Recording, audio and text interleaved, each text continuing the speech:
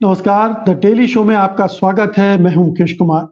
दोस्तों, राम कथा पर बनी फिल्म आदिपुरुष कई वजहों से विवादों में है। सबसे बड़ी वजह तो इसके संवाद हैं, जिन्हें एक हिंदुत्ववादी लेखक ने लिखा है।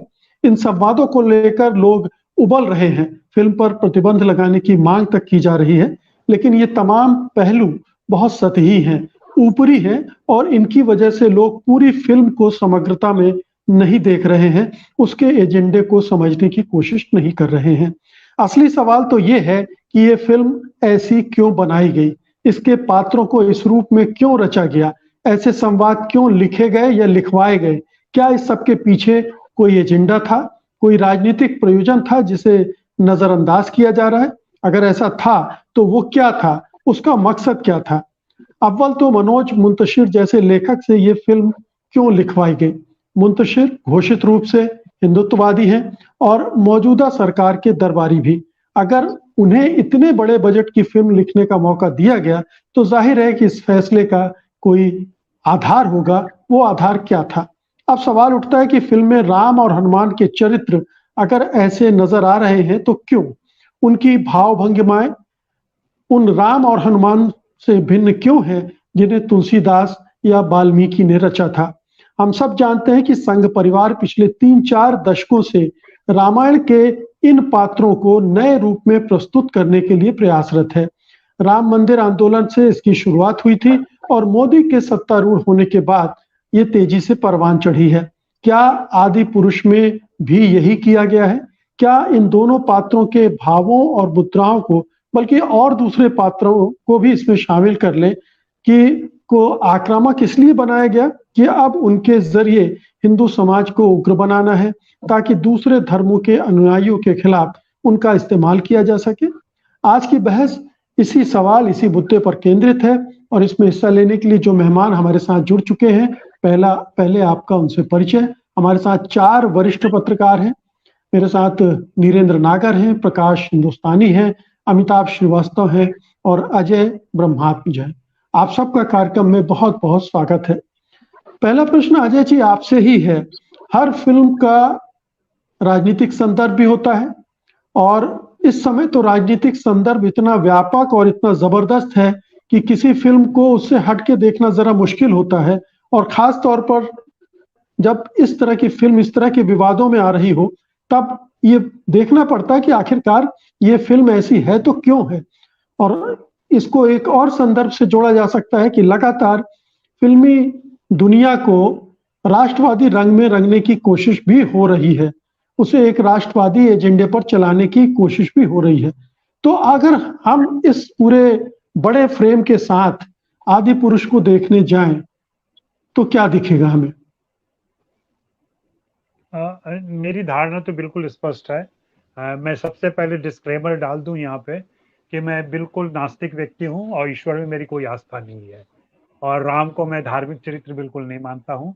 मैं उनको सांस्कृतिक चरित्र मानता हूँ और बचपन से मैं उनके किस्से कहानियां पढ़ता रहा हूँ और उनमें मेरी आस्था है, उस सांस्कृतिक चरित्र में।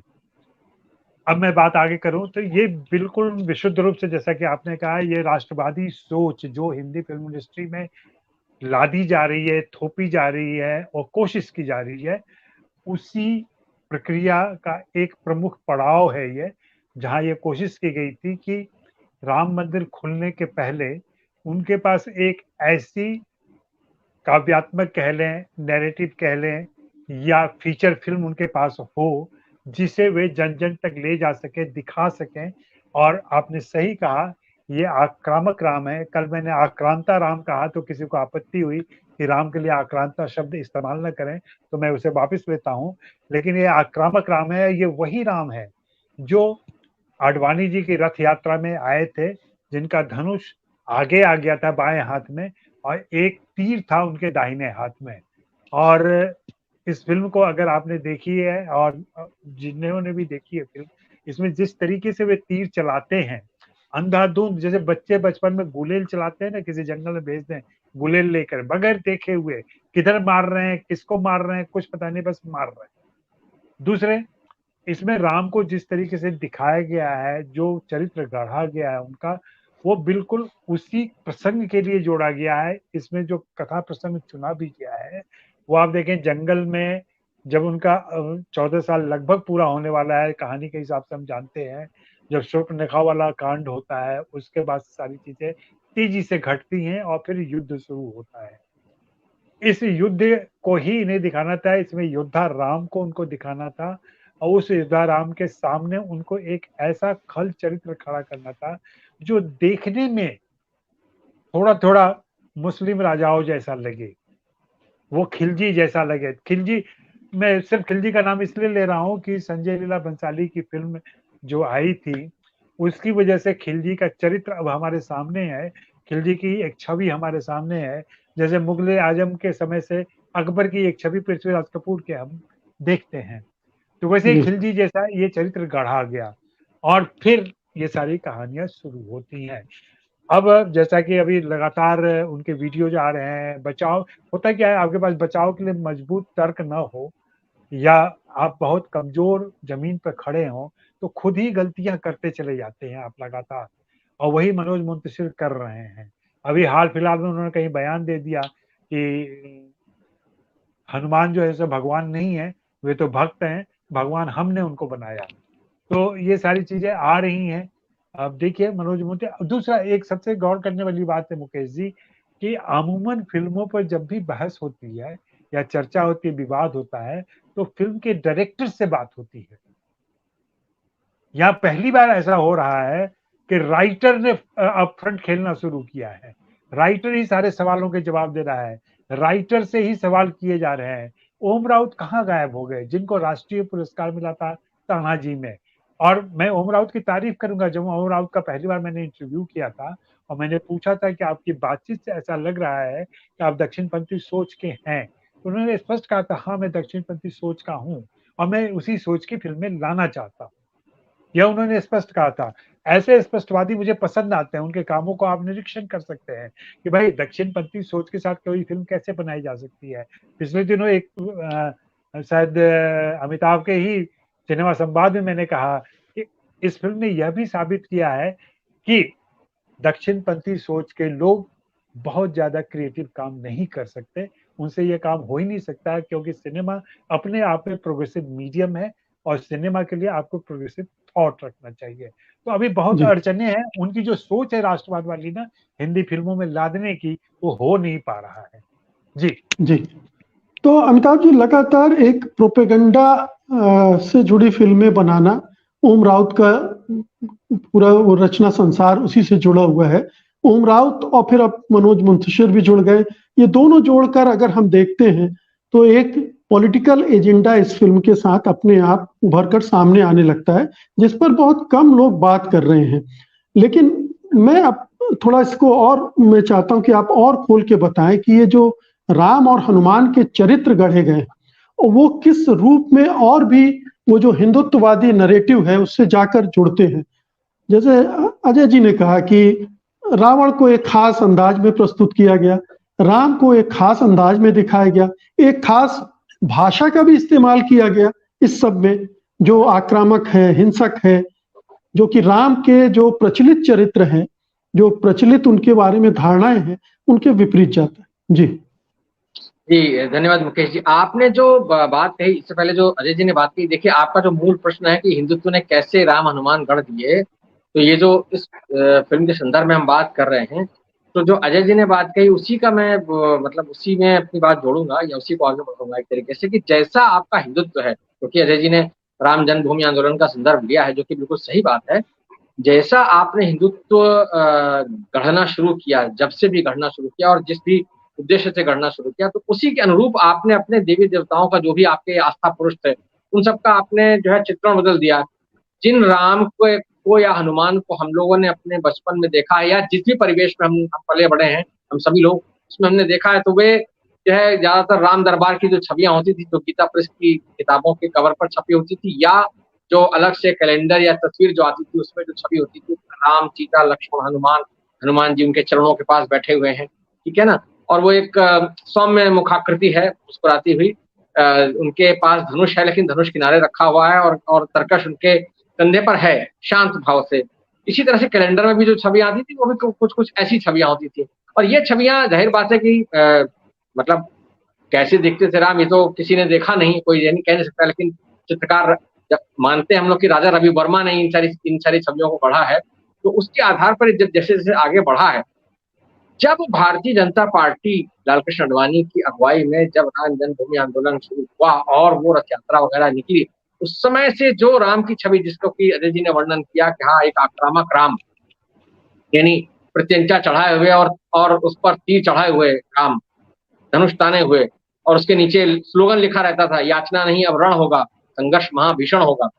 वो जो एक छवि थी और जिसके जरिए भारतीय जनता पार्टी ने देश के हिंदू मानस को इतना उद्वेलित किया और इतना आक्रोशित किया, अंततः बाबरी मस्जिद का ढांचा ढाया गया और फिर किस तरह से भारतीय जनता पार्टी शनय शनय धीरे धीरे करते करते एकदम से सत्ता में आई, केंद्र की सत्ता में काबिज हो गई। और अब नरेंद्र मोदी के नेतृत्व में वो जो हिंदुत्व था जो अटल बिहारी वाजपेयी के समय का था, उसमें भी जो है काफी सारे परिवर्तन कर दिए गए हैं। इस नाते आप देखेंगे कि पिछले कुछ समय में गाड़ियों के पीछे उग्र छवि वाले हनुमान और राम के स्टिकर्स लगे होते हैं, और ये एक बहुत कॉमन बात हो गई है हिंदी पट्टी में, ये बहुत देखा जाने लगा है। मैं तो मतलब लखनऊ शहर में पैदा हुआ, वहीं मेरी परवरिश हुई है और पिछले 30 साल से दिल्ली एनसीआर में रह रहा हूँ, तो तब से मैं जो ये चीजें अभी हाल में देख रहा हूँ, उससे मुझे ये लग रहा है कि निश्चित तौर पर ये भारतीय जनता पार्टी के किसी एजेंडे के तहत ही ये फिल्म बनी, और भारतीय जनता पार्टी के लोगों ने सीधे इसमें सहयोग किया हो या ना किया हो एक अलग बात है, लेकिन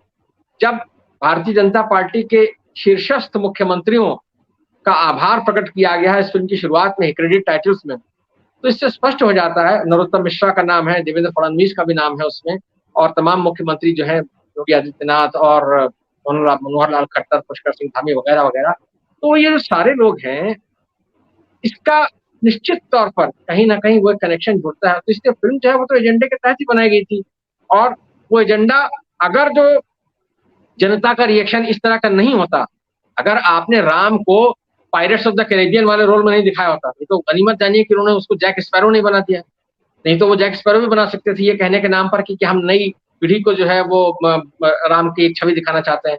कलाकार को या किसी भी कृतिकार को छूट है कि वो अपनी कल्पनाशीलता और कलात्मकता के नाम पर जो है वो इंटरप्रेट करे। एक महाभारत रही मासूम रजा और बी.आर. चोपड़ा की थी, एक पीटर ब्रुक की महाभारत थी, तो पीटर ब्रुक की महाभारत अंग्रेजी में थी, उसके पात्र बिल्कुल अलग ढंग से व्यवहार करते थे, और जो महाभारत हमने देखी है, यानी जो एक भारतीय जनमानस औसत है उसमें जो बसी हुई है, वो बी.आर. चोपड़ा की महाभारत है। तो अलग अलग छूट तो है आपको, लेकिन जो पॉपुलर नैरेटिव है या जो पॉपुलर छवि है, उसको जब आप बिल्कुल बदल करके तोड़फोड़ करके एक नई छवि गढ़ते हैं, तो उस छवि को लोगों को गले से नीचे उतारने में दिक्कत होती है।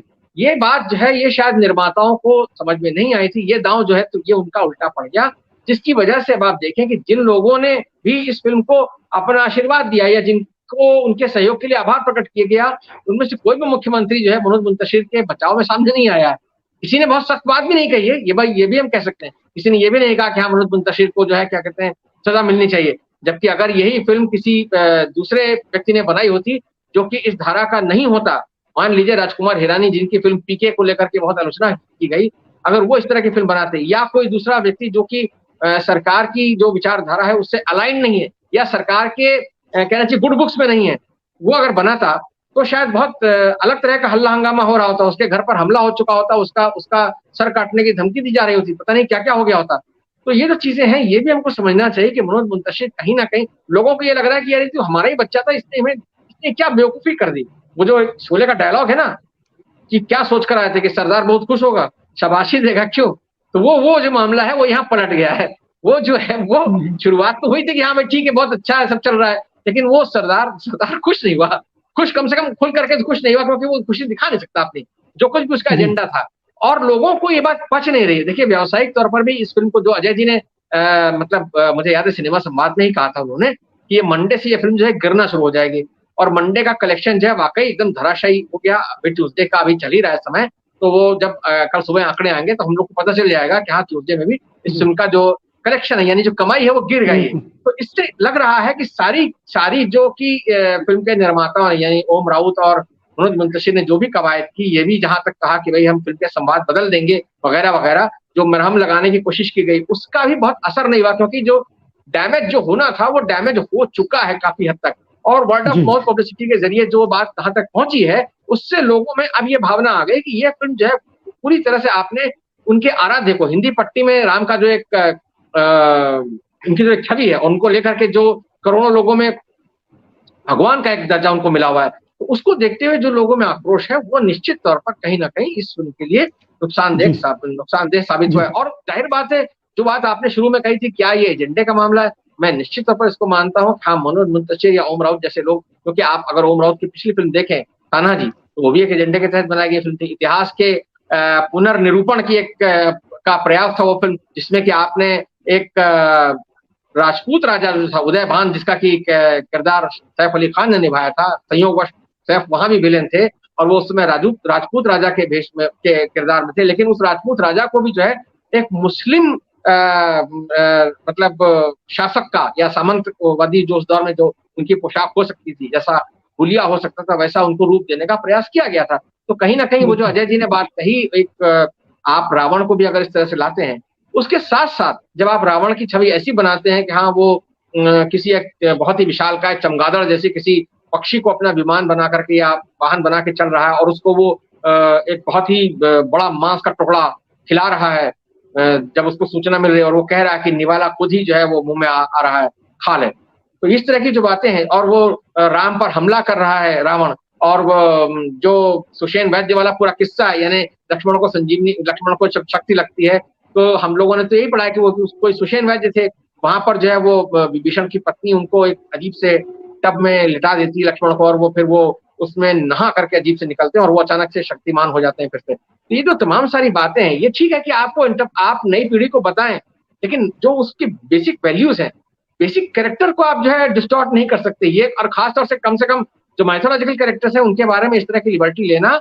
घातक साबित हो सकता है, जो कि मनोज मुंतशिर को ये समझ में आ गया होगा अब जिस तरह से वो कह रहे हैं। और जो अभी बात अजय जी ने कही, वो भी बहुत दिलचस्प है कि वो एक के बाद एक गलतियां करते जा रहे हैं, तो वो मुझे बिल्कुल रामचरितमानस की वो चौपाई याद आ गई, जो अजय जी की बात सुनकर ही मुझे वो चौपाई याद आ गई। सुंदरकांड में जब हनुमान जी जो है रावण के दरबार में पेश किए जाते हैं, जब उनको अशोक वाटिका के प्रसंग के बाद जब वो राक्षसों को मारते हैं और उनके रावण के बेटे का भी संहार कर देते हैं, तो जो है वो जब रावण उनको सजा देता है कि भाई इसकी पूंछ में आग लगा दो, तो एक चौपाई तुलसीदास ने उनके मुंह से कहलवाई कि मतलब वो कहते हैं कि भाई सहाय सारद में जाना, वचन सुनत कभी अति मुस्काना, भाई सहाय सारद में जाना, मतलब वो कहते हैं कि भाई मुझे लगता है कि सरस्वती जो है इनकी बुद्धि फेरने में मदद कर रही है, मुझे ऐसा लग रहा है। तो ये जो बुद्धि का खेल है ना, ये जिसको बोलते हैं कि हाँ दिमाग फिर गया अचानक से, ये बिल्कुल बिल्कुल वही मामला अजय ये इस समय मनोज मुंतशिर के साथ हुआ है, और वो कुल मिला करके और फंसते जा रहे हैं। तो इससे बिल्कुल ये जो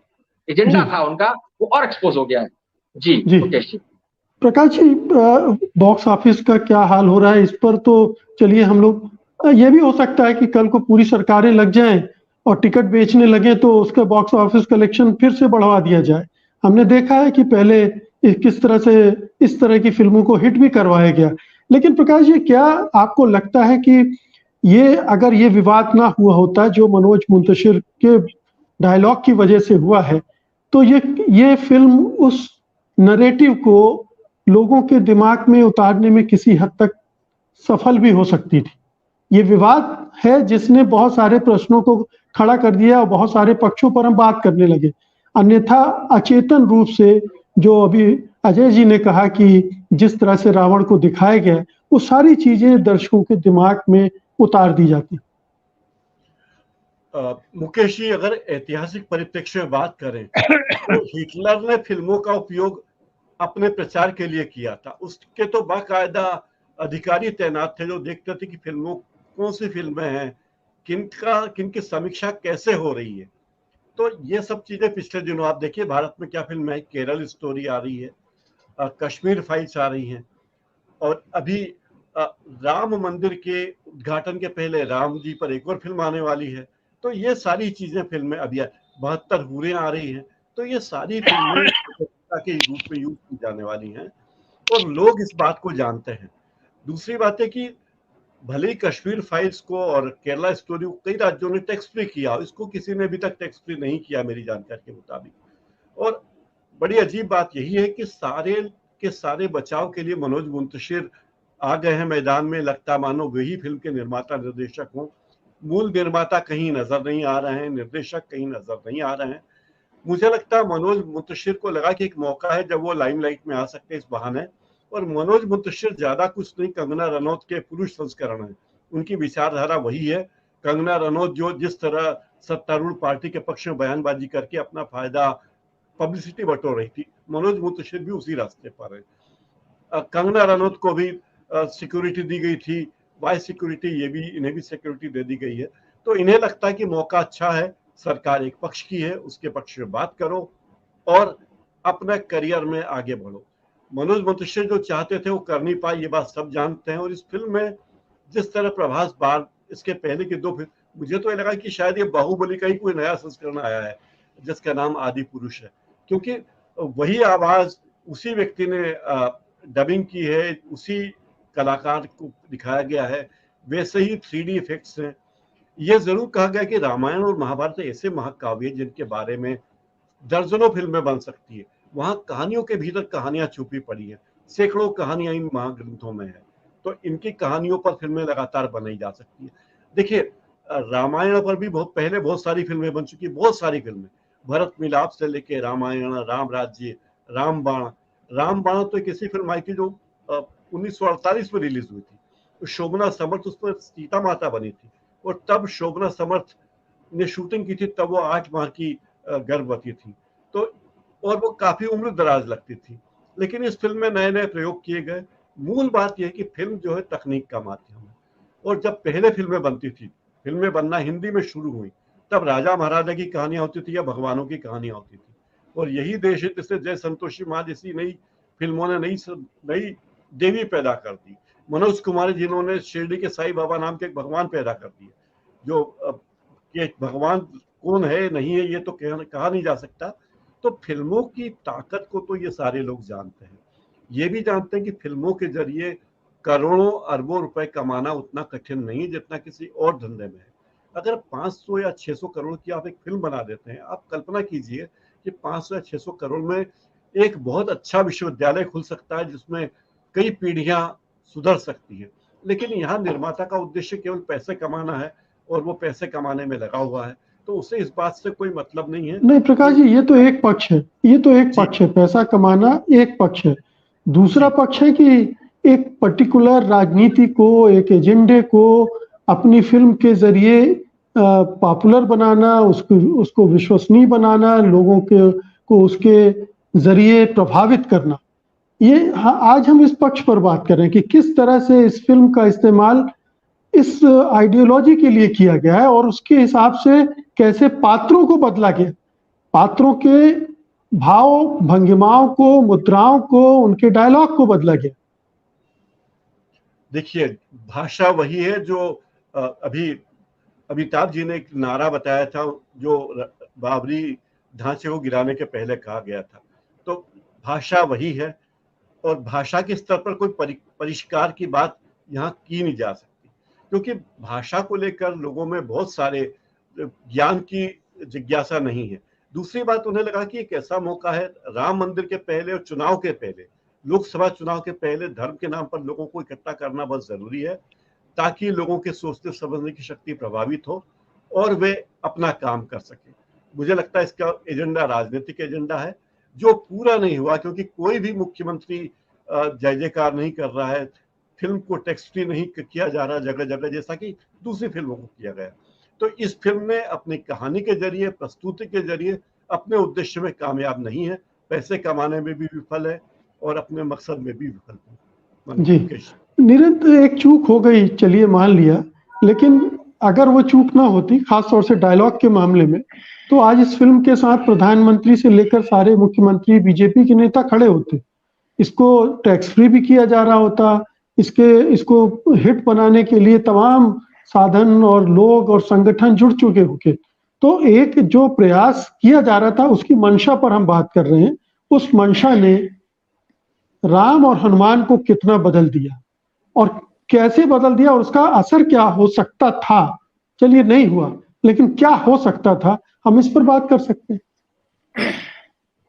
देखिए, राम और हनुमान को बदलने का प्रयास है, राम के बारे में बताया अभी अजय जी ने, हनुमान का भी आप जानते हैं कि पिछले कुछ सालों से गाड़ियों के पीछे हनुमान के चित्र आ रहे हैं जो कि बड़े गुस्से में हैं। तो वो कुछ ऐसी चीजें हैं जो कुछ लोगों ने स्वीकार किया, कुछ लोगों ने नहीं किया। मेरे ख्याल से हिंदू जो हैं, अगर 80% हिंदू हैं, वो सारे के सारे कम्युनलाइज नहीं हैं। सारे के सारे वैसे नहीं है कि बस जो पगला मुसलमान मिले उसको अपना थप्पड़ मारो। तो लेकिन फिल्म जब बनती है, देखिए फिल्म जो है खासकर धर्म के मामले में, अब ये जो प्रतिक्रिया हो रही है, आपने कहा एजेंडा की बात, मैं इसमें 50-50 मानता हूँ, क्योंकि बेसिकली जो भी प्रोड्यूसर है वो एजेंडा चाहे जो भी हो, लेकिन मूल मकसद उनका पैसा कमाना है। अगर एजेंडा के कारण पैसा मिलता तो बहुत अच्छा है, दोनों तरफ फायदे हैं, लेकिन मूल मकसद पैसा कमाना है। और जैसा कि राउत ने कहा था, मेरे ख्याल से अक्टूबर में कहा था, जब अक्टूबर में जब इसका टीजर रिलीज हुआ था और तब आपत्तियां आई, तो उन्होंने कहा था कि मैं ये यूथ के लिए बना रहा हूँ। तो अगर आप एक सिर्फ प्रोफेशनल और मार्केटिंग की स्ट्रेटेजी से देखें तो उनको ऐसा लगा होगा कि आज का यूथ इस तरह की चीजें देखता है, ग्राफिक्स देखता है, उसको हीमैन पसंद है, सुपरमैन पसंद है, तो शायद वो उस चीज से मुक्त होगा। उसको लगा कि शायद 50+, 60+ तो शायद देखेंगे नहीं, यूथ ही देखेंगे मल्टीप्लेक्स में, मेरा पैसा वसूल हो जाएगा, और शायद बाकी लोग तो पहले ही राममय है, इनको राममय ज्यादा करना है, तो चलो इन्हीं के हिसाब से किया जाए। ये जिस भाषा बोलता है ट्रोल, आप देखिए अगर आप सोशल मीडिया पे जो ट्रोल जो भाषा बोलता है, उन्होंने वही भाषा हनुमान के लिए इस्तेमाल की, दूसरों के लिए इस्तेमाल की। तो आप कह रहे हैं कि 100% एजेंडा, मुझे नहीं लगता है एजेंडा के लिए कोई बनिया जो है इतना पैसा नहीं डालेगा। तो निश्चित रूप से जो भी प्रोड्यूसर है उन्होंने पैसा लगाया तो वो वापस मिलना है। तो वो एक एजेंडा था उनको। एजेंडा मतलब क्या? अभी बहती गंगा में हाथ धोना, आप इसको ये कहें। अगर उनको लग रहा है कि अभी हिंदुत्व चल रहा है और सरकारें मेरे साथ हैं और ये सब हो जाएगा, तो मैं इस तरह की फिल्में बनाऊं तो चल जाएगी, ये एक बिजनेसमैन की मेंटेलिटी है। लेकिन यूथ को समझे नहीं और इशू को नहीं समझे। आप देवदास को याद कीजिए, एक पुरानी देवदास, एक नई देवदास है, जमीन आसमान का अंतर है, लेकिन भावना दोनों में एक ही है। परिणीता को याद कीजिए, 53 की परिणीता है, अशोक कुमार है, मीना कुमारी है, और बाद की परिणीता है, दोनों क्लासिक फिल्म है। तो लेकिन इसमें जैसे अभी कहा कि ये जो दक्षिणपंथी लोग हैं, बेसिकली क्या है? जड़ता। मैं इसमें जड़ता समझता हूँ। धर्म में भी जड़ता है और दक्षिण पंथ में भी जड़ता है। जब आप जड़ हो जाएंगे तो क्रिएटिव कैसे होंगे? इन्होंने उस जड़ता को थोड़ा तोड़ने की कोशिश की। इन्होंने कहा कि उस जड़ता से निकल के थोड़ा सा इसको चेंज करते हैं, लेकिन जो इनका ऑडियंस है वो तो जड़ है, वह उसमें चेंज चाहता ही नहीं है। वो राम को मूछ में राम को मूछ हो, भले आप मूछ को एक पौरुष की निशानी माने, उसने राम को बिना मूछ के देखा है और उन्हें गोविल के रूप में देखा या दूसरे गीता प्रेस कैलेंडर में देखा, वो इस राम को एक्सेप्ट ही नहीं कर सकता। अब पंडित नेहरू का जो चेहरा है, अगर पंडित नेहरू का चेहरा आप उसमें गहरी मूछें और दाढ़ी लगा दे तो पंडित नेहरू को नहीं एक्सेप्ट कर सकते। तो उस तरह से हर व्यक्ति का हर कैरेक्टर कृष्ण का एक कैरेक्टर है। तो वो कैरेक्टर जो राम का या हनुमान का जो कैरेक्टर जनमानस में है हिंदुस्तान में, उस कैरेक्टर को चेंज करके आप जो सोचा यूथ शायद इसको एक्सेप्ट कर लेगा, यूथ ने एक्सेप्ट नहीं किया। और जो सीनियर थे, जो शायद फिल्म देखते शायद नहीं देखते, भाई इतनी रामायण देखिए, एक और रामायण देखिए, मैं 500 रुपए का टिकट नहीं क्यों देखूंगा भाई। वो जो विरोध कर रहे हैं अधिकतर लोग, जो कम से कम अयोध्या के, वो शायद फिल्म ही ना देखे ये वाली, लेकिन उन्होंने देखा था राम तो इस तरह का है, सीता इस तरह की है, उनको तो सीता इस तरह देखी नहीं थी। तो हो सकता है वो जो विरोध जो है वो जड़ता के कारण है। तो मेरे ख्याल से इन्होंने कोशिश, जैसा अभी कहा, कि सोचा था कि चलो फायदा हो जाएगा। चौबे जी, इसका मुझे कहावत याद आ रही, चौबे जी गए थे 26 जी बनने और दुबे जी रह गए। तो इसलिए इसमें 50% एजेंडा है, 50% मार्केटिंग स्ट्रेटेजी की गलती है। तो दोनों चीजें हैं। और जैसा कि लोग कहते हैं इमोशन नहीं है, ये आपको इमोशन न दिखे, ये तो कमाल की चीज। अवतार को मैं याद करता हूँ, अवतार कैसे अवतार बिल्कुल फैंटेसी वाली फिल्म है, लेकिन अवतार को आप देखें तो लोग उसको देख के डिप्रेशन में आ गए कि हमारी जो विकसित समाज है वो इस तरह का समाज, काल्पनिक समाज है, उसको किस तरह से नुकसान पहुंचा रहा, अपने आप को दोषी ठहराने लगे। तो फिल्म उस तरह की बनती है।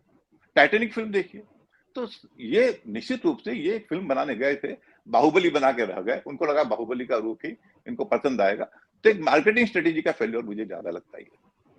जी, तो क्या ये फिल्म का बॉक्स ऑफिस पर असफल होना, इस आधार पर अजय जी हम ये कह सकते हैं कि लोगों ने उग्र राम या उग्र हनुमान को स्वीकार नहीं किया है, या हम जल्दबाजी कर रहे हैं कि केवल फिल्म के आधार पर ये तय कर लें कि ये लोग पसंद नहीं करेंगे?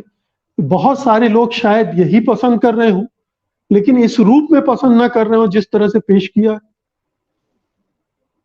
नहीं, फिल्म का प्रभाव और उस पर हो रही चर्चा बिल्कुल अलग चीज है और बिजनेस बिल्कुल अलग मामला है थोड़ा सा, क्योंकि जो पूरा विवाद हुआ है जिससे सभी धड़े के लोग दुखी हैं। मैंने तो लिखा भी था कि लेफ्ट राइट सेंटर पहली बार एकजुट हुआ है किसी फिल्म के विरोध में।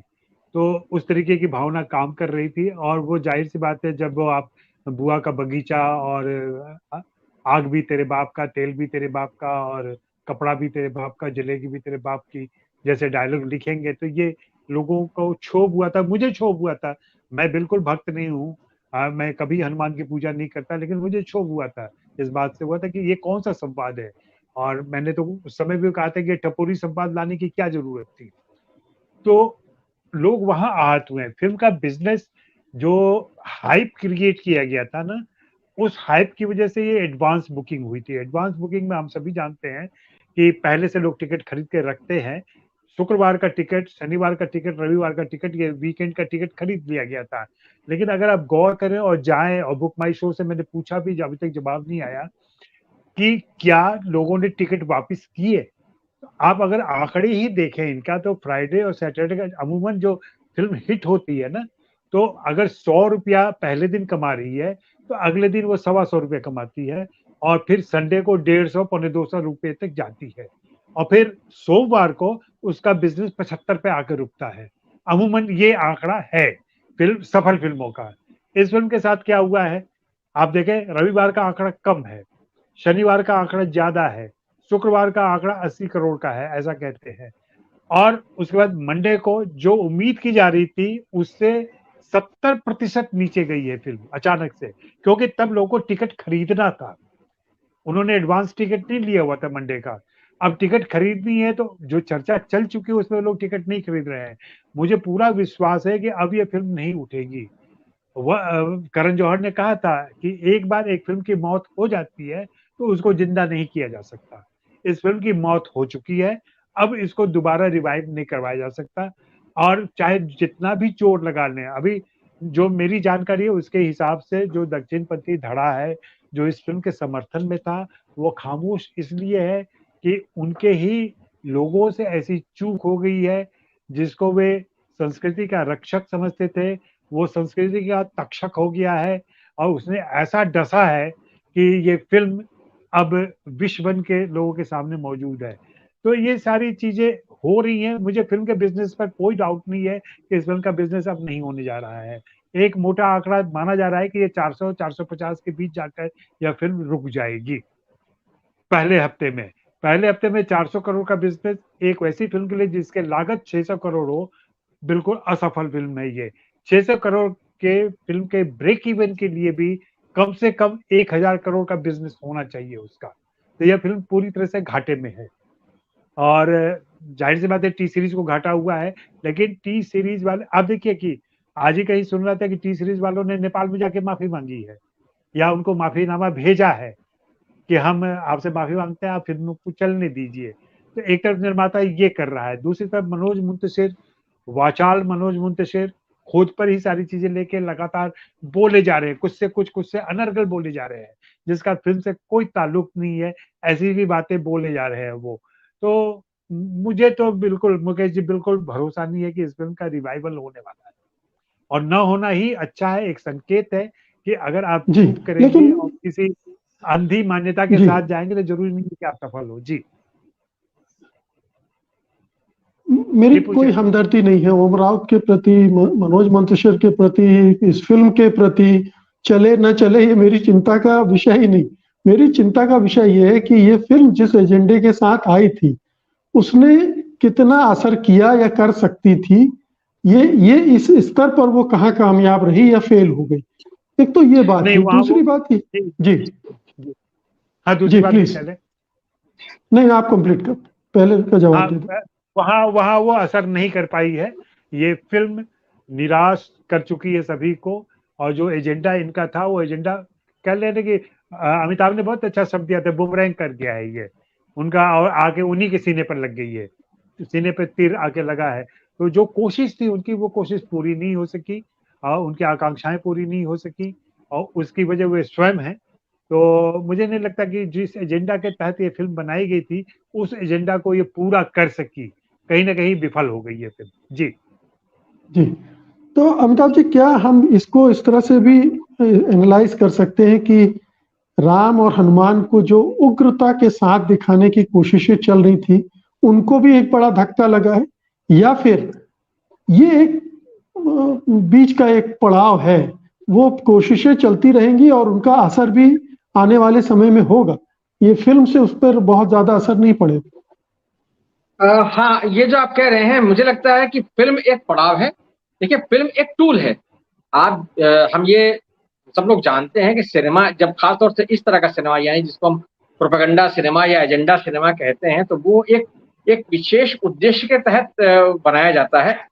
तो उसका जो भी असर है वो तात्कालिक है, और तात्कालिक तौर पर वो अपना एक असर छोड़ते हुए जो भी उसका टारगेट ऑडियंस है या जो भी उसका टारगेट है, उसको वो जो मूल विचारधारा है, उस मूल विचारधारा की तरफ धकेलता है, उसकी तरफ प्रेरित करता है या उसके साथ जोड़े रखता है। मिसाल के तौर पर मान लीजिए कि कश्मीर फाइल जैसी फिल्म है, या केरला स्टोरी जैसी फिल्म है, या अभी आने वाले समय में अभी कई फिल्मों का जिक्र प्रकाश जी ने किया, या अभी इमरजेंसी पर कंगना रनौत की फिल्म आ रही है, इमरजेंसी नाम से ही फिल्म आ रही है। तो ये सारी फिल्में जो हैं वो कहीं ना कहीं जो बीजेपी का एजेंडा है, या जो इस समय जो सत्ताधारी समूह है उसका जो एजेंडा है, एक तरफ आपको मुसलमान पर अटैक करते रहना है, उसको कहीं ना कहीं विवाद के केंद्र में रखना है, दूसरी तरफ आपको विपक्ष यानी कांग्रेस को जो है क्या कहते हैं लगातार ऐसा पेश करना है कि वो खलनायक रहे हैं हमारी राजनीति के। तो ये सारी चीजें चलती रहेंगी।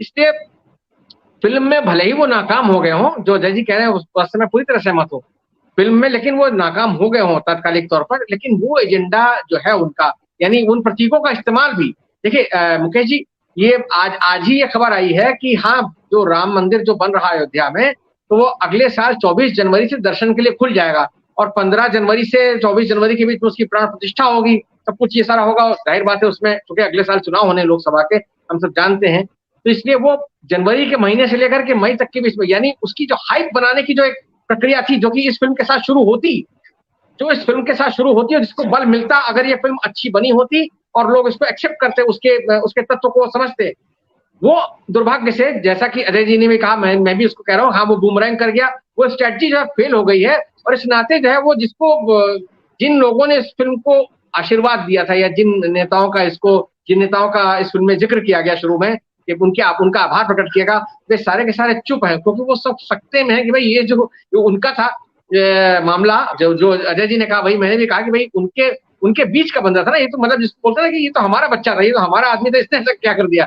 तो मनोज मुंतशिर जो है बॉलीवुड यानी हिंदी फिल्म इंडस्ट्री में नए उग्र हिंदुत्व के पोस्टर बॉय बन के उभर रहे थे। वो जिस तरह से कई कार्यक्रमों में लगातार जहां भी जाते थे, वो जिस तरह की कविताएं पढ़ते थे या जिस तरह की अवधारणाएं वो ट्विटर के जरिए, जैसे उन्होंने अकबर को, बाबर को, सबको आक्रांता कहा, लुटेरा कहा, और उन्होंने ये कहा कि साहब मैं तो चित्तौड़ की बात करूंगा, मैं इसकी ताजमहल की बात क्यों करूं, मैं जो प्रतीक उठा रहे थे, वो सारे के सारे प्रतीक हम जान रहे थे वो किस तरफ इशारा कर रहे हैं और क्यों वो उस तरह की बातें कर रहे हैं। तो वो जो सारी कोशिशें थी, जाहिर बात है मनोज मुंतशिर, उसमें उनका अपना निजी लाभ भी था, और वो जो राजनीति करने वाले लोग हैं उनके लिए भी था कि हाँ भाई ठीक है, एक व्यक्ति जो है वो सुविधा पूर्ण तरीके से और बड़े असरकारी तरीके से वो सारी बातें कह रहा है जो वो कहना चाहते हैं लोगों के बीच में। तो वो जो एक सांस्कृतिक प्रतीक वाला मामला था, वो यहाँ पे आके धराशायी हो गया है। तो हो सकता है मनोज मुंतशिर, जाहिर बात है उनकी उपयोगिता अब इस सत्ता समूह के लिए उतनी ना रह जाए, लेकिन ये तो ऐसे लोग हैं कि उनको कोई नया खोज लेंगे।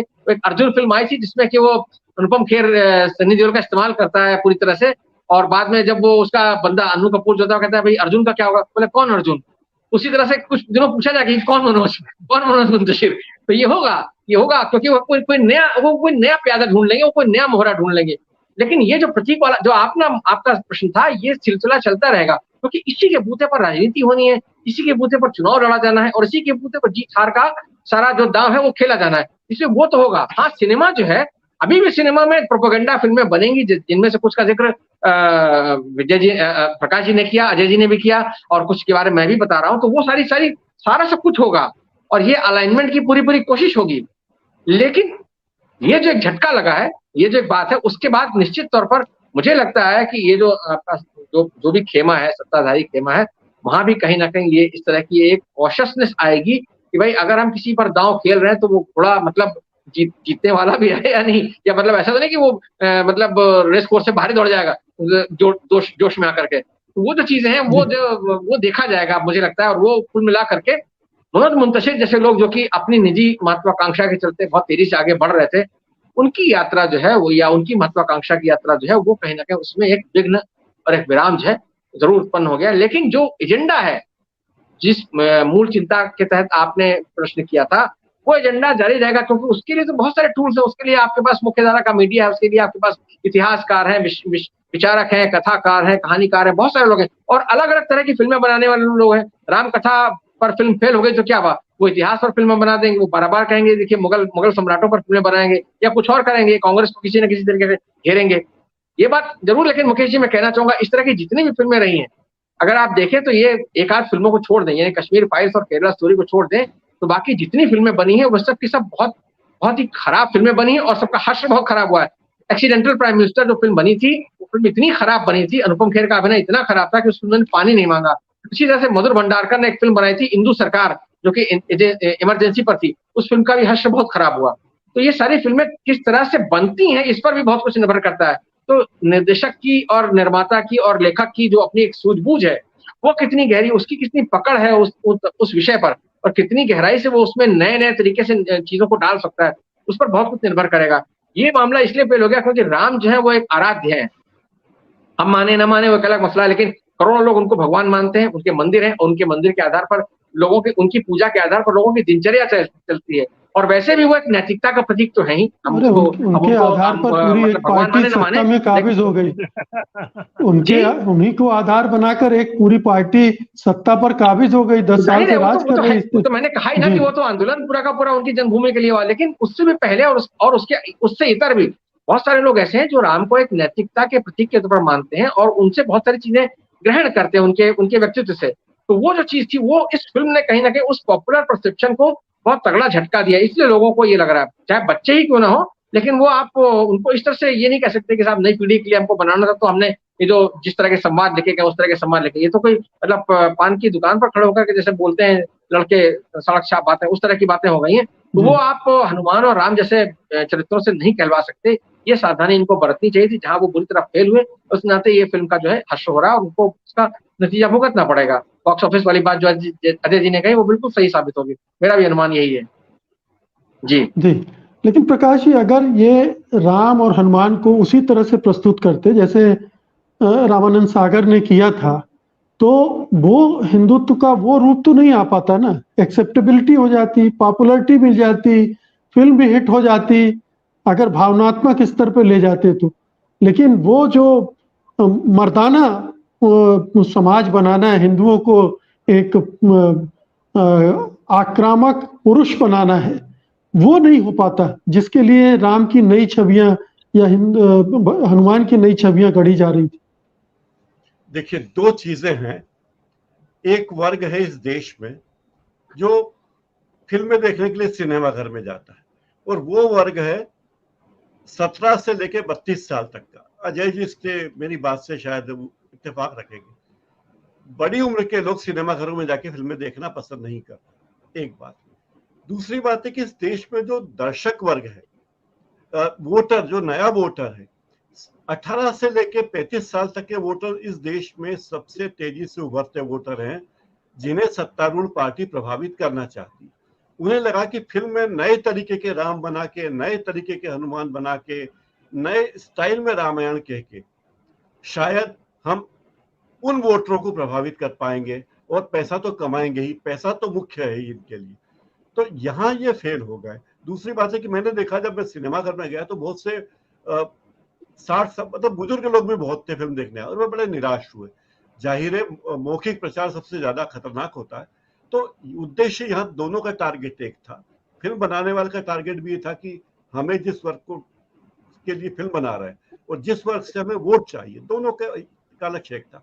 एक बात और देखिए कि एक खास विचारधारा को लेकर जो फिल्में बन रही हैं, पिछले दिनों हमेशा फिल्में बनती रही। राजनीतिक, आप देखिए, जागते रहो हो या 2 बीघा जमीन हो, सबका राजनीतिक एजेंडा था। ऐसा नहीं कि उनका एजेंडा नहीं था, लेकिन इतने अश्लील तरीके से, इतने फूहड़ तरीके से किसी ने एजेंडा को फिल्मों में लाया नहीं। और ये बड़ा शर्मनाक पहलू है इस फिल्म का। इन्होंने क्या किया कि तांगे वाले घोड़े को महालक्ष्मी रेस को उस पर ले गए और कहा कि दौड़ बेटा, डर्बी रेस जीत ले। तो ये बड़ी हास्यास्पद स्थिति हो गई। जो मनोज मुंतशिर, जो जवाहरलाल नेहरू की वसीयत पे गाना लिख दिया उन्होंने, तेरी मिट्टी में मिल जावा, और सारी क्रेडिट खुद ले ली। एक बार भी ये नहीं कहा कि ये गाना मैंने जवाहरलाल नेहरू की वसीयत से प्रेरित होकर लिखा। वो श्रेय किसी को देना नहीं चाहते, जाहिर है वो तांगे के घोड़े। ये डायलॉग भी तो चोरी का है कुमार विश्वास से। बेसिकली मुंतशिर उठाए गिरे हैं, जहां यहाँ वहां से उठा के चेपते रहते हैं जी। उनके काव्य संग्रह को लेकर भी बड़ा विवाद हुआ पहले, और उन्होंने कहा मैं कोई ओरिजिनल लेखक नहीं हुई। उन्होंने ये बात स्वीकार भी की थी तब कि मैं मूल करनी पड़ी थी जी। क्योंकि क्या करते हो। तो सवाल यह है कि मनोज मुंतशिर, मैंने अभी कहा कि मनोज मुंतशिर जो है वो जिस तरह जावेद अख्तर उर्दू के माने जाते हैं मशहूर, इन्हें लगता है कि ना हिंदी का जावेद अख्तर माना जाए, जो माना नहीं जा सकता। क्योंकि हिंदी फिल्म उद्योग की छवि ये रही है कि सांप्रदायिक सौहार्द बढ़ाने में हिंदी फिल्म उद्योग का बड़ा महत्व है, और उसे उस नदी को उल्टी धारा में ले जाने की कोशिश कर रहे हैं, जो कामयाब नहीं होगी। मुकेश जी, तो नीरज, अंत में क्या हम इसको इस तरह से भी देख सकते हैं कि प्रोपेगेंडा फिल्में ये दक्षिणपंथी बनाएंगे तो उतना असर नहीं करेंगी। एक दो चीजें तो चल सकती हैं, लेकिन वो कामयाब नहीं होगी जब तक कि कोई बड़े पाए की फिल्म बहुत क्रिएटिवली ना बनाई जाए। बहुत क्रिएटिवली बनाई जाएगी तो दिमाग में दर्शकों के घुसेगी भी नहीं। ये हिंदुस्तान है। मेरे ख्याल से अभी जैसे अमिताभ जी ने बताया कि ऐसी एक आध फिल्म जो कश्मीर फाइल्स, और कश्मीर फाइल्स क्यों चली उसका भी कारण हम समझ सकते हैं। बाकी फिल्में कौन सी चली हैं? पृथ्वीराज वाली चली है क्या? कंगना राउत की चली है? बल्कि पृथ्वीराज के असफल होने के बाद तो शायद ये कहा था कि अब मैं ऐसी फिल्में नहीं बनाऊंगा। तो मेरे ख्याल से ये एक हिंदुस्तानी जो समाज है, आप कर्नाटक का चुनाव याद कर लीजिए। देश का प्रधानमंत्री कह रहा है कि वोट देते थे बजरंग बली जी की जय कहिए। अब वही बजरंग बली है ना जो राम के भक्त हैं। तो क्या हुआ कर्नाटक में? नहीं मिले ना वोट। तो इसीलिए ये फेल होती है। आदमी जब फिल्म देखने जाता है तो वह मनोरंजन के लिए जाता है। मैं अगर रामायण सीरियल देख चुका हूं, मैं नई रामायण क्यों देखूंगा जब तक कि उसमें कोई नयापन नहीं होगा। जैसे मैंने कहा ना कि देवदास पुरानी और नई देवदास में अंतर है। अगर मैंने पुरानी देवदास देखी तभी नई देवदास देख सकता हूँ, या पुरानी परिणीता देखी तो नई परिणीता देख सकता हूँ।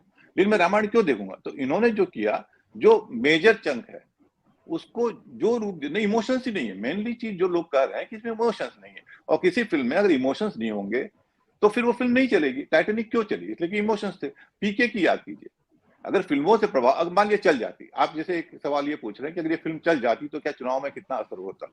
मुझे लगता है चुनावों में जीतने के लिए इनको फिल्म की जरूरत नहीं है। फिल्म का असर उतना नहीं होता।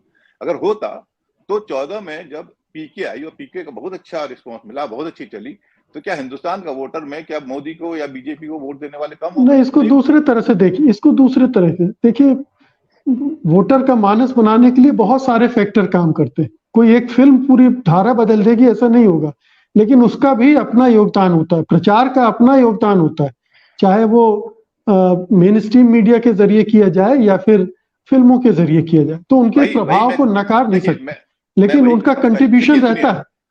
मैं क्या कहना चाहता हूँ, रामायण की कहानी कोई नई कहानी नहीं है। आदि पुरुष के माध्यम से या रामायण के बारे में कोई नया इशू नहीं क्रिएट कर सकते, बजाय इसके कि लंकेश को मुस्लिम का कैरेक्टर दे दिया। कश्मीर फाइल्स में क्या, कश्मीर फाइल्स को सच के रूप में दिखाया गया था। एक ऐसी चीज थी जिनको लगा कि हमारे देश में जनरेशन बदलती है, नए लोग आते हैं। वही नहीं आपने हाँ, कश्मीर फाइल्स की जो नवीनता थी वो रामायण की नवीनता मेरे ख्याल से नहीं है, और इस कारण से भी नहीं चली। जो उन्होंने नया कौन दिखेगा, मतलब मेरी समझ ये है कि जब तक आप कुछ ऐसी चीज ना दे, कोई नया इमोशन ना दें, जहां नया कोई, और जो उन्होंने करने की कोशिश की उससे फायदा नहीं हुआ क्योंकि वो शायद बैकफायर कर गया। तो वैसे नंबर 1 मुझे नहीं लगता कि इस तरह की फिल्में बहुत ज्यादा प्रभावित करती तो पीके की सफलता के बाद हिंदुस्तान में समझदारी वाली बात और ज्यादा नास्तिक पैदा होते, ऐसा नहीं हुआ। वो जो होना था वो मोदी जी के असर में हो रहा है। तो पीके जिस तरह असर, अच्छी फिल्म है, नहीं चलती, अच्छी फिल्म लेकिन असर नहीं डालती। वैसे अगर ये चल भी जाती, मेरा सिर्फ ये निष्कर्ष है, ये अगर चल भी जाती तो इसका चुनाव पे कोई असर होता, मुझे ऐसा नहीं लगता। ब्रह्मात्मा जी, आप क्या इससे सहमत हैं कि फिल्मों का असर नहीं होता है उस तरह से? कहीं होता है, बहुत तो फिर बनाई क्यों जाती? जी, बहुत जबरदस्त असर होता है। इस बार ये फेल कर गए हैं। लेकिन जैसा कि अमिताभ ने बताया, मैं बताऊं कि 2 रामायण की तैयारियां चल रही हैं और कोशिश ये है कि जनवरी के पहले वे फिल्में आ जाएं।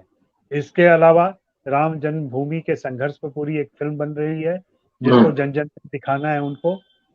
खबरें आई हैं उसकी, वो भी चल रही है। तीसरे, आरएसएस के 100 साल पूरे होने वाले हैं, आरएसएस की उपलब्धियों पर एक फिल्म बन रही है जो इन्हें जन जन तक ले जाना है। तो ये अभियान में लगे हुए हैं। 5 साल नहीं, 4 साल पहले तक इनको लग रहा था कि सिनेमा को बदनाम कर दो, हिंदी फिल्मों को बदनाम कर दो, फिल्म इंडस्ट्री को बदनाम कर दो, तो लोग उससे विमुख हो जाएंगे और हम अपना उल्लू सीधा कर लेंगे और अपनी रोटी सेक लेंगे। लेकिन अब इनको लग गया है कि सिनेमा एक बड़ा मजबूत मीडियम है जिसके जरिए लोगों को बरगलाया जा सकता है। उस बरगलाने की कोशिश में ऐसी फिल्में आएंगी अभी और बनेंगी, और जहां ये अपने मूल विचारों को, अपने सिद्धांतों को और जो ये चाहते हैं अपनी आकांक्षाओं को फिल्मों के जरिए ले आएंगे। मनोज मुंतशिर से भारी चूक हुई है, जिसको वो लोग रियलाइज कर रहे हैं, चोट उनको खुद लगी है। और दिक्कत वही है, जैसा कि अमिताभ ने पहले भी कहा कि अगर इसका डायरेक्टर अली अब्बास जफर होते या कबीर खान होते और इसको मान लीजिए फरीद खान ने लिखा होता, तो आज उनका क्या हश्र हुआ होता, हम सभी अंदाजा। या इवन जैसा कि उन्होंने कहा कि राजकुमार हिरानी भी होते अगर, जो, या अनुभव सिन्हा होते या सुधीर मिश्रा होते, तो क्या हश्र हुआ होता है। ये तो उनके खेमे का, उनके व्यक्ति द्वारा की गई एक भारी चूक है, जहां वे चुप है, सख्ते में आए हैं। घर का व्यक्ति ही उनके खिलाफ निकल गया, अब क्या करें, वो खामोश हैं, स्तब्ध हैं और स्तंभित है। और जैसा कि मैं जानता हूं कि यही उनको गाइडलाइन दिया गया है कि भैया इसका विरोध करने के लिए सड़क पर नहीं उतरना है, ये हमसे चूक हो गई है, हम थोड़ा संभल के फिर बाकी सारी चीजें करेंगे। निश्चित रूप से क्लास ली जाएगी मनोज मुंतशिर की, निश्चित रूप से ओम राउत की क्लास ली जाएगी। जो एक धड़ा ये सारा काम देखता है वो करेगा, और उसके भी छिटपुट रूप से खबरें आ ही जाएंगी, क्या हुआ, क्यों हुआ।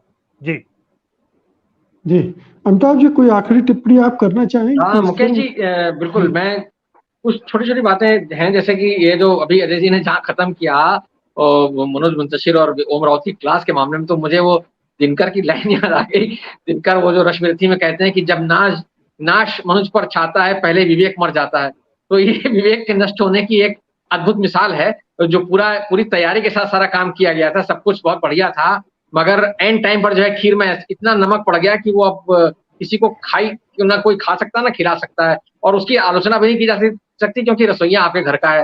तो वो एक मुद्दा है। लेकिन जो बात नीरेन जी कह रहे थे वो अपने आप में बहुत दिलचस्प है कि देखिए, पुरानी देवदास, नई देवदास, पुरानी परिणीता, नई परिणीता। मैं ये जरूर कहूंगा कि नई देवदास और नई परिणीता व्यावसायिक रूप से बहुत सफल फिल्में रही हैं दोनों। यानी जो संजय लीला भंसाली ने देवदास बनाई शाहरुख खान को लेकर के, और जो विधु विनोद चोपड़ा ने फिल्म बनाई ये सैफ अली खान और विद्या बालन को लेकर के, परिणीता, दोनों सफल फिल्में रही। लेकिन जब भी हम सिनेमा की उत्कृष्टता की बात करेंगे तो हम विमल रॉय की देवदास और विमल रॉय की परिणीता की ही बात करेंगे, क्योंकि वो, मतलब मुझे याद है मैंने स्वयं लिखा था और जैसे तमाम लोगों ने लिखा था कि संजय लीला भंसाली ने ये क्या कूड़ा कर दिया है। मतलब देवदास की जो एक शरद चंद्र की जो एक कल्पना थी उसको इतना भव्य बना देना, उसमें ऐसा कर देना कि वो किसी राजमहल की कहानी है, वो ऐसा कर दिया था, तो उससे उसकी भव्यता का लोगों ने स्वागत अपने तरीके से किया। लेकिन वो फिल्म चाहे वो उसको कलात्मकता के पैमाने पर कोई अच्छा नहीं माना गया। इसलिए जैसी भी इस तरह की फिल्में बनेंगी, मान लीजिए जो अभी अजय जी ने जिनका जिक्र किया है, तो कलात्मकता के पैमाने पर उनका जो भी हश्र होगा ये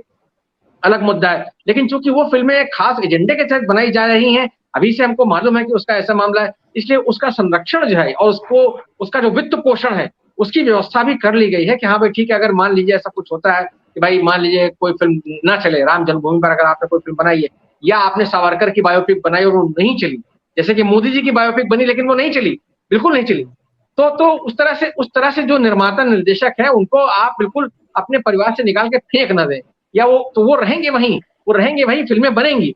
लेकिन जैसा कि हम सब मानते हैं कि हाँ, सिनेमा अंततः जो है दर्शक उसकी उत्कृष्टता का आधार पर भी तय करता है। आपका एजेंडा कुछ भी हो, लेकिन अगर वो फिल्म अच्छी नहीं है तो फिर लोगों को मजा नहीं आएगा उसमें।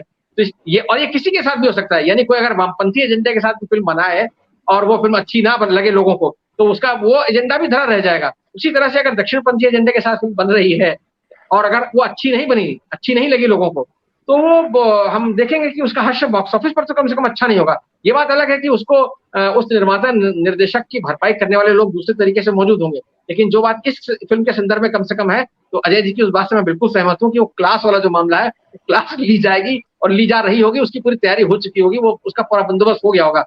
अब कुछ दिनों तक हम देखेंगे कि मनोज जी जो है वो शांत रहेंगे। वो जो पोस्टर बॉय बनने के चक्कर में थे, वो थोड़ा उनकी मुहिम पे जो है अभी उसको बहुत झटका लगा है। जी आपने सही कहा कि जागते रहो, जिसका जिक्र किया अभी प्रकाश जी ने, या 2 बीघा जमीन, ये क्लासिक फिल्में हैं। भले ही उसमें आप वामपंथी वो देख लें, विचारधारा को देख लें, लेकिन वो क्लासिक फिल्में हैं, वो बनी है तबीयत से बनाई गई फिल्में हैं, उनमें आप कोई कमी नहीं निकाल सकते हैं, और इसीलिए वो आज भी देखी और सराही जाती हैं। अंत में आप दोनों मेहमानों से और अगर कोई टिप्पणी करना चाहें, नीरेंद्र, प्रकाश जी, तो मेरे पास है अभी 3-4 मिनट। जी प्रकाश जी। मुकेश जी, श्याम बेनेगल ने भारत के इतिहास को लेकर एक भारत एक खोज, जी, उसमें महाभारत का जिक्र था और महाभारत की कहानी उसमें दिखाई गई थी, और सब लोगों को समझ में आ रहा था कि महाभारत है। उसमें कोई उद्वेग नहीं हुआ, बगैर तामझाम के भी लोगों ने महाभारत को स्वीकार किया। तो उसी तरह अगर बगैर तामझाम के कलात्मकता हो तो लोग स्वीकार करते, लेकिन एजेंडा यहाँ विफल हुआ। अब देखिए, राम जन्मभूमि संघर्ष को लेकर जो फिल्म बनाई जा रही है वो अरुण गोविल बना रहे हैं।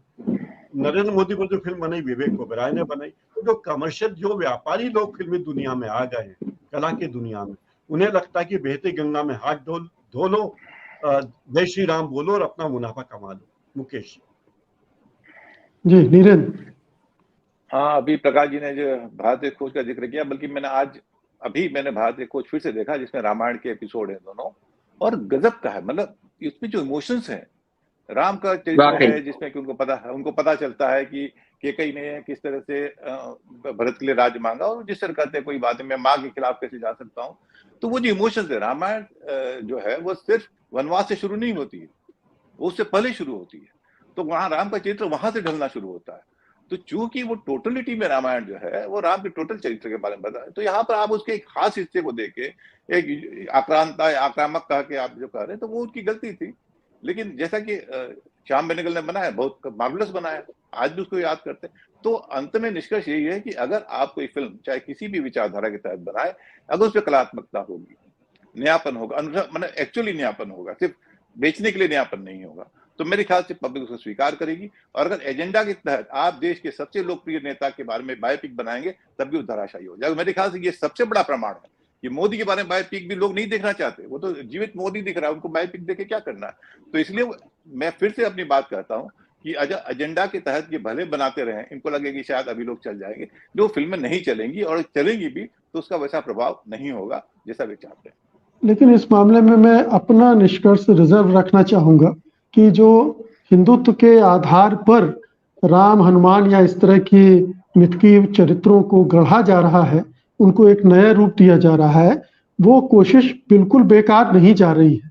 उसका असर कहीं ना कहीं हो रहा है, और हो सकता है लॉन्ग टर्म में पड़े भी असर। लोग नहीं, बिल्कुल पड़ेगा। मैं बिल्कुल आपसे सहमत हूँ, इसीलिए मैंने कहा ना, फिल्म फेल हो गई हो भले ही, लेकिन वो प्रक्रिया जारी है और वो अलग अलग रूपों में कहीं ना कहीं सामने आएगी। और क्योंकि उसके लिए उनके पास और टूल्स हैं, वो उस राजनीति के लिए और उस मेटाफर के लिए उनके पास अलग अलग टूल्स हैं, और उन सबका इस्तेमाल किया जाएगा बहुत ही आक्रामक तरीके से, क्योंकि अंततः ये 2024 का चुनाव जीतने का पूरा उसके लिए श्रम किया जाएगा। इसलिए उसके लिए तो वो सारे हथकंडे अपनाएंगे ही अपनाएंगे। तो वो सब कुछ होगा, बिल्कुल होगा, उसमें कोई संदेह ही नहीं है। जी, चलिए, आपने मेरी बात पर को तस्दीक कर दिया और उसमें मुहर लगा दी। धन्यवाद आप सबका आज की चर्चा में हिस्सा लेने के लिए। नमस्कार। बहुत बहुत धन्यवाद। नमस्कार।